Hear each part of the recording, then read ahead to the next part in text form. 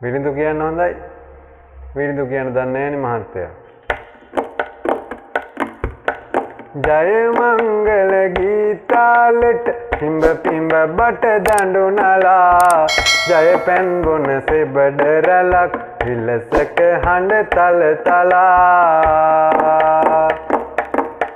රස කර මම පවසන්නෙමි මිනිකින් කිමි සොලවලා අසනු මැනවි අසනු මැනවි තුටු වෙලා